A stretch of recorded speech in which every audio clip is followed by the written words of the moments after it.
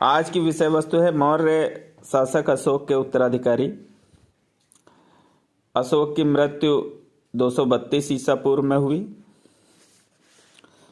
इसके बाद अशोक के उत्तराधिकारियों की अगर बात करें तो पुराणों के अनुसार अशोक के बाद उसका पुत्र कुणाल गद्दी पर बैठा। दिव्यावदान में इसे धर्म विवर्धन कहा गया है। कुणाल अंधा था, अतएव इसके समय में शासन की वास्तविक बागडोर इसके पुत्र संप्रति के हाथ में थी।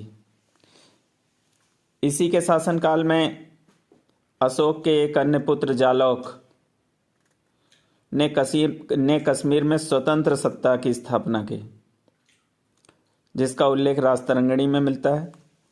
अशोक के एक अन्य पुत्र वीरसेन ने गंधार में एक स्वतंत्र सत्ता की स्थापना की।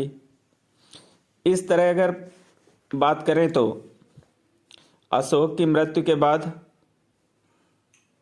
मौर्य साम्राज्य, जो संगठित मौर्य साम्राज्य था, वो कई खंडों में विभाजित हो चुका था। अगर इसके दो बड़े भाग देखें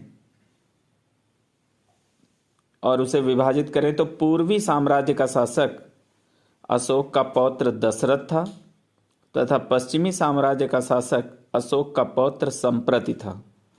दशरथ को हम अशोक द्वितीय कह सकते हैं और संप्रति को हम चंद्रगुप्त मौर्य द्वितीय कह सकते हैं।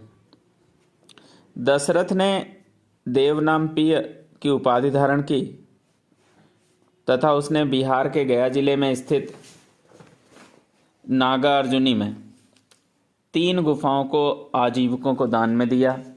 3 गुफाओं का नाम है गोपी, लोमर्स, वडथिका।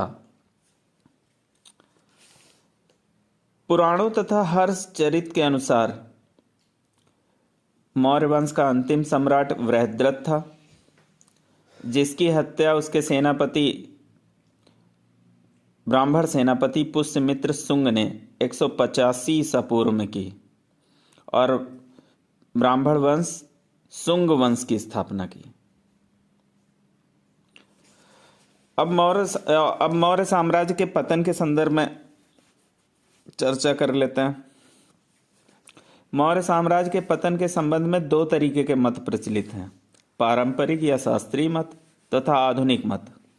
पारंपरिक मत पर अगर विचार करें तो अशोक की नीतियों, जिनमें अशोक का बौद्ध धर्म की ओर झुकाव, जिससे ब्राह्मणों ने प्रतिक्रिया की, तथा अशोक की शांतिवादी नीति, अशोक के बाद अयोग्य उत्तराधिकारी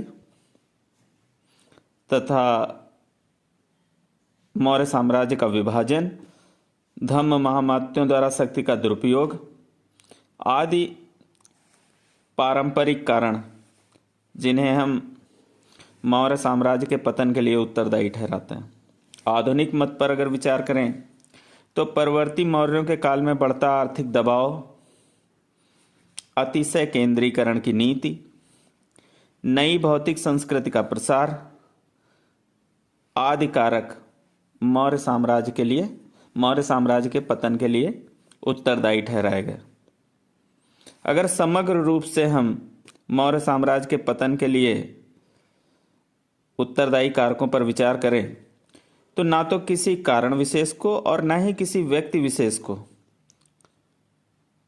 पतन के लिए जिम्मेदार ठहराया जा सकता है, बल्कि कई कारणों के संयोग एवं योग्य उत्तराधिकारियों के अभाव ने मौर्य साम्राज्य को पतन के मार्ग पर ढकेल दिया और अशोक की मृत्यु के बाद 50 वर्षों के भीतर ही मौर्य साम्राज्य का पूर्ण रूपेण पतन हो गया।